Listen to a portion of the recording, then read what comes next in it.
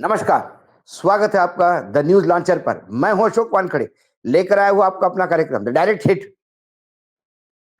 चाहे चुनाव आयोग की मदद लें, चाहे मतदाता सूचियों में से विपक्ष के नाम गायब कर ले, चाहे कोई भी खेल कर ले, क्या भाजपा इतना करने के बाद भी बिहार में अपना मुख्यमंत्री बना पाएगा? भाजपा की पुरजोर कोशिश है कि महाराष्ट्र का मॉडल लागू किया जाए। चुनाव तो एकनाथ शिंदे के नेतृत्व में हुए थे, लेकिन मुख्यमंत्री देवेंद्र फडणवीस बने। क्योंकि तब बात आई कि भाई 130 हमारे हैं, कैसे आपको दे सकते हैं? क्या नीतीश के साथ ऐसे ही होगा? लग तो ऐसे ही रहा है, लेकिन फिर अमित शाह और नरेंद्र मोदी जी के मंसूबे पे फिर पानी फेरते हुए जनता दल यूनाइटेड के नेता दिखाई देते हैं। जब वहां से आवाज आती है, फर्स्ट डिवीजन आए या थर्ड डिवीजन, सीएम तो नीतीश कुमार ही होंगे। चुनाव के पहले जेडीयू ने एक लाइन खींच दी कि अब इसके आगे कुछ नहीं। जनता दल यूनाइटेड के नेता है महेश्वर हजारी, मंत्री है। उन्होंने खुद कहा, जेडीयू फर्स्ट डिवीजन आई या थर्ड डिवीजन, सीएम तो नीतीश कुमार ही बनेंगे। सीएम वही बनेंगे, बनना चाहिए जैसा भी बने, इस बारे में कोई संकोच नहीं रहना चाहिए। बिहार चुनाव से पहले सीएम पद की खींचतान चली रही है। कुछ महीने पहले भी जेडीयू की तरफ से पोस्टर लगाकर बीजेपी को यह मैसेज देने की कोशिश की गई थी। बिहार के मुख्यमंत्री नीतीश कुमार को लगातार यह कहा जा रहा है कि वे इस बार मुख्यमंत्री नहीं बन पाएंगे। उनके विरोधी इस बात को बार बार दोहरा रहे कि ताकि यह जनमानस में घर कर जाए। लेकिन जनता दल यूनाइटेड यानी जेडीयू ने अपने रुख को पूरी तरह से साफ कर दिया। पार्टी ने स्पष्ट किया कि चाहे जेडीयू फर्स्ट डिवीजन आए या थर्ड डिवीजन आए, मतलब हमारी सीटें कम आए या ज्यादा आए, कोई फर्क नहीं पड़ता। यदि हम सरकार में हैं तो मुख्यमंत्री वही बनेंगे। महेश्वरी हजारी एनडीए की जो सरकार है अभी, उसमें मंत्री है। वह बिहार विधानसभा के उपाध्यक्ष भी रह चुके हैं और पहले भी कई मंत्रालयों की जिम्मेदारी संभाल चुके हैं। बड़े बड़े नेता हैं। उन्होंने ही ये फर्स्ट डिवीजन थर्ड डिवीजन की बात कही। इसी बीच नीतीश कुमार के बेटे निशांत कुमार का भी रिएक्शन आया।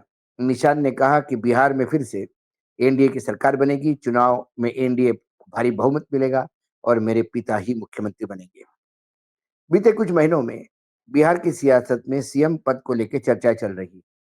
इसी बीच एनडीए की सहयोगी पार्टी जनता दल यूनाइटेड पटना स्थित अपने पार्टी के दफ्तर के बाहर एक बड़ा पोस्टर लगाया, जिसमें लिखा है 25 से 30 फिर से नीतीश। यह पोस्टर हरियाणा के मुख्यमंत्री नायब सिंह सैनी के उस जवाब में लगाया गया, जिसमें उन्होंने कहा कि बीजेपी पूर्व राज्य बिहार में सम्राट चौधरी के नेतृत्व में चुनाव लड़ेगी। जेडीयू के नेता ने इस पोस्टर को लेकर तब कहना था कि यह पोस्टर और संदेश इस बात का प्रमाण है कि नीतीश कुमार आज भी कायम, यानी मैजिक, नीतीश का मैजिक या नीतीश ब्रांड आज भी कायम है। नीतीश कुमार ने तब मीडिया से बातचीत में कहा था कि एनडीए पहले ही तय कर चुका है कि अगला विधानसभा चुनाव नीतीश को नेतृत्व में लड़ाया जाएगा, यानी 2025 से 30 तक वो मुख्यमंत्री रहेंगे। बस इतनी सी बात है। अब सवाल इनको कौन बताए, नीरज कुमार जी को, कि चुनाव जिसके नेतृत्व में लड़ा जाता है वही बाद में नेतृत्व संभालेगा, ये जरूरी भी नहीं है। इसीलिए मैं महाराष्ट्र का उदाहरण बार बार देता हूँ। नीतीश कुमार के बेटे निशांत कुमार भी कुछ महीने पहले मीडिया के सामने आए थे और कहा था, केंद्रीय मंत्री अमित शाह ने भी स्पष्ट कर दिया कि विधानसभा चुनाव के बाद बिहार के मुख्यमंत्री नीतीश कुमार बने रहेंगे।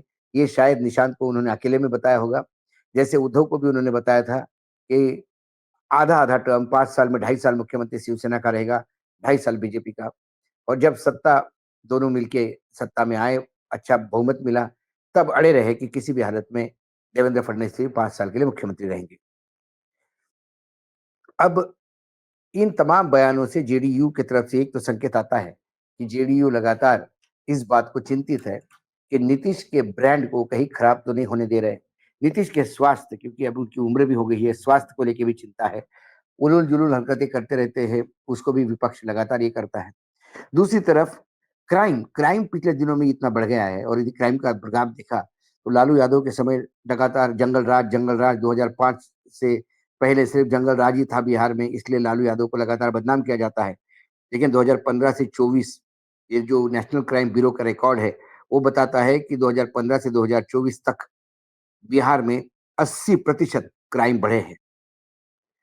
जबकि नेशनल एवरेज सिर्फ 24% का है। 2015, 16 और 2020 ये 3 साल है, 2 साल जो है 2015-16 1 साल और 2020 जब कोविड वाला मामला था, तभी थोड़ा क्राइम में कम आया है। बाकी 2015 से जो मोस्ट क्राइम अफेक्टेड स्टेट है 10 उसमें बिहार पहले 2-3 में आता है, ये बिहार की स्थिति है।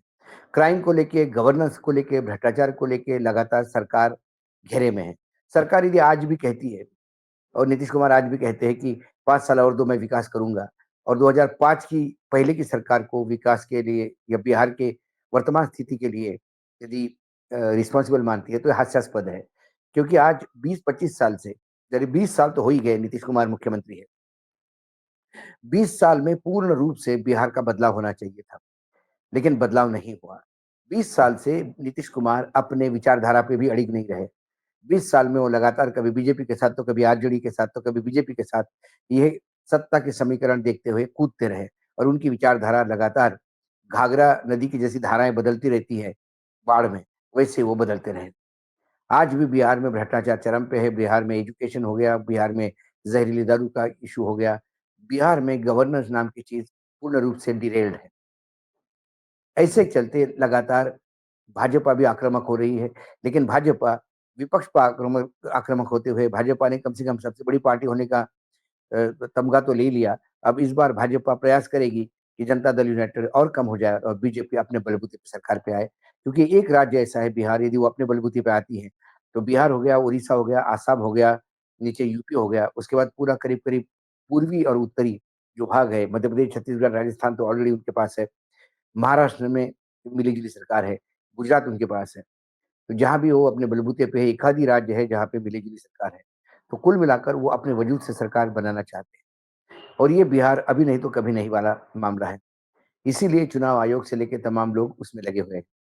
दूसरी बात, नीतीश का गिरता हुआ स्वास्थ्य और बीजेपी जो आज जनता दल यूनाइटेड में 2 धड़े में बँटा हुआ है। एक जनता दल यूनाइटेड जो ओरिजिनल जनता दल यूनाइटेड है, तो एक जनता दल यूनाइटेड जिसमें बीजेपी के स्लीपर सेल बने हुए हैं, जो सिर्फ़ बीजेपी के लिए या बीजेपी को जिससे फ़ायदा हो, ऐसी ही बातें करते रहेंगे या ऐसे डिसीज़न्स लेते रहेंगे। तो जो नीतीश के स्वास्थ्य को लेके चिंता है, उनको लगा कि अब यदि नीतीश को कुछ हो जाता है या नीतीश रिटायरमेंट में चले जाते हैं, ऐसे में फिर उनका क्या होगा? तो उन्होंने नीतीश के बेटे निशांत को सामने लाया और हाल ही में निशांत का 44वाँ जन्मदिन था। उस जन्मदिन पर बाकायदा भारी बड़े-बड़े पोस्टर्स लगाए गए पटना में कार्यालय के बाहर और उसमें बड़ी बड़े नारे लिखे गए, कार्यकर्ता की माँग, चुनाव लड़े निशांत, बिहार की माँग, सुन लिए निशांत।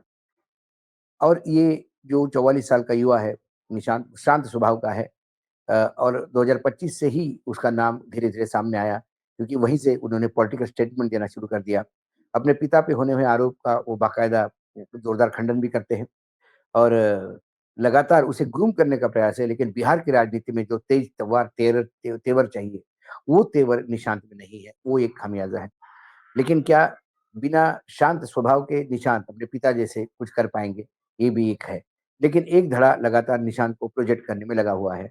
कई लोग निशांत को चुनाव की लड़ने के लिए कह रहे हैं, इस विधानसभा में चुनाव में शायद वो चुनाव भी लड़ लें। लेकिन जैसी बिहार की राजनीति युवाओं के हाथ में है, उधर तेजस्वी यादव, इधर चिराग पासवान, लेकिन दोनों भयानक एग्रेसिव हैं। क्या वो एग्रेशन निशांत में होगा? और नहीं होगा कि निशांत की सौम्य छवि उसके आड़े आती है। दूसरी बात, निशांत जब सामने आएँगे तो बीजेपी फिर घर वही परिवारवाद वाला मामला उठाएगी और परिवारवाद के चलते थोड़ा-सा नीतीश भी बैकड्रॉप पे आते हैं। फिर कुल मिला के यही रहता है कि नीतीश जैसे भी हो, बीमार हो, कुछ भी बोलते हो, कैसे भी विचित्र उनका पब्लिक अपीयरेंस हो जाता है। कई बार बड़ी किरकिरी हो जाती है साथ के पार्टी के लोगों को ही एक्सप्लेनेशन देते हुए। लेकिन फिर भी नीतीश है तो सब कुछ है, नीतीश है तो जेडीयू है, नहीं तो कुछ नहीं। फिर जेडीयू पूर्ण रूप से बीजेपी में सम्मिलित भी हो जाएगी तो आश्चर्य नहीं होगा, क्योंकि फिर बाकी बचे हुए बीजेपी में, जेडीयू में 2-4 लोग यदि छोड़ दिए, तो बाकी जितने भी हैं, वो सब बीजेपी के आप स्लीपर सेल समझ सकते हो। कुछ लोग जो नीतीश के साथ थे, लेकिन उनको समझ में आ गया कि अब नीतीश का सूरज अस्त की तरफ जा रहा है और उनको अपना राजनीतिक भविष्य देखना हो, तो वो धीरे से नीतीश के साथ होते हुए दूसरा पैर उन्होंने बीजेपी के वोट में रख दिया है। लल्लन सिंह जैसे कई नेता हैं, जो केंद्र में मंत्री भी हैं और वो बीजेपी की ज़्यादा बखान करते हैं। ऐसे में जनता दल यूनाइटेड क्या अपनी सीट बचा पाएगी या बीजेपी अपने बलबूते पे आएगी? बहुत सारे घमासान हो रहा है। लेकिन जनता के बीच में एक मैसेज तो जा रहा है कि एनडीए गठबंधन में मुख्यमंत्री पद को लेके भयानक भयानक झगड़े चल रहे हैं। और उसी झगड़े का ये परिणति है कि बार-बार ये बताया जाता है कि मुख्यमंत्री तो नीतीश ही होंगे, मुख्यमंत्री तो नीतीश ही होंगे। यदि वो होंगे ही, तो फिर बार-बार बोलने की ज़रूरत क्या है? कहीं न कहीं सबको डाउट है कि वो नहीं हो रहे हैं। एकनाथ शिंदे जैसे साइड को बिठाए जाएँगे, इसलिए बार-बार ये दोहराया जा रहा है कि वही होंगे।